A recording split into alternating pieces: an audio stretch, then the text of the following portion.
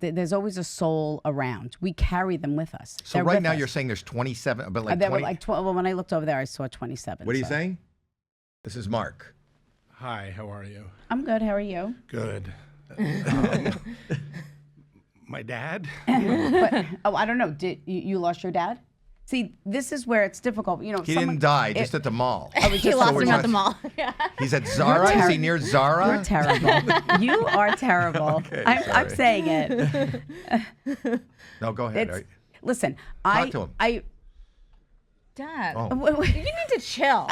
Chill out. Yeah, You're not going to yell at me. you can't boss spirit around. Look, the souls that channel through me, and the reason why I use my gift is if we are holding on to something that is not giving us the ability to heal. So the reason why they showed me there was that holding of the hand and the whispering of the ear, which is my symbol for that we did not get the opportunity to say goodbye.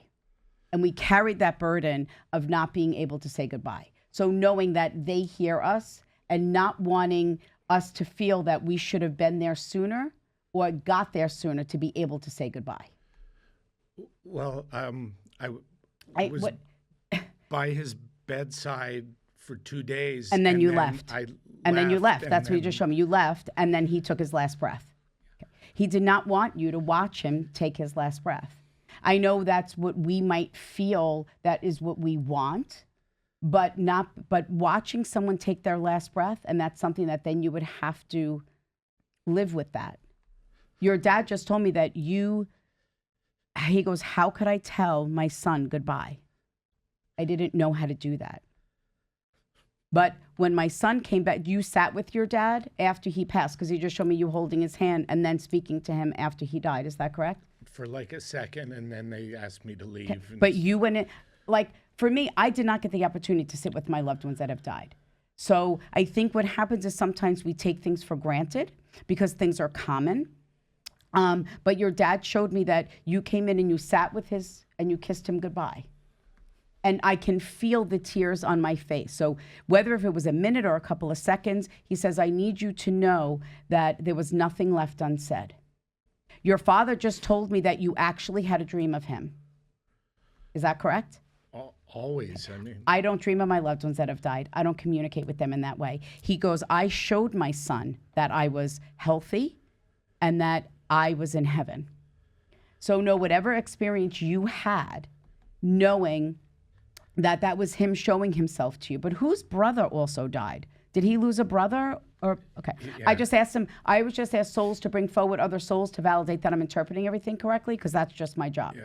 And one of the last things I whispered to him before I left that day was, you'll be with your brother Sid. Perfect. So know that the souls are together on the other side.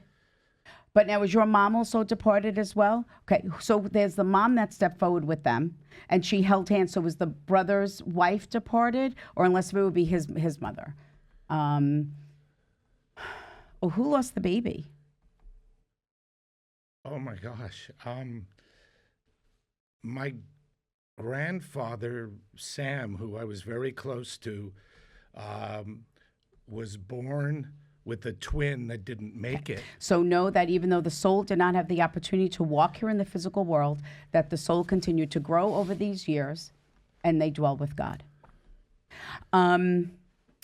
Is there something that you have of your dad? I don't know what this is. I don't know if, because he showed me a couple of things that usually they don't go together as far as like a sign or a symbol. So he first showed me like this, he showed me a pinky ring, a watch, but then he showed me like this collection. So I don't know if it was like a coin collection or something that he collected that you still have. No, I took one item, was a jacket, was a New York Giants jacket that I... Do you understand a pinky ring or? Yeah. I don't. Yeah, he wasn't, not a jewelry guy, just had his wedding band and that was it.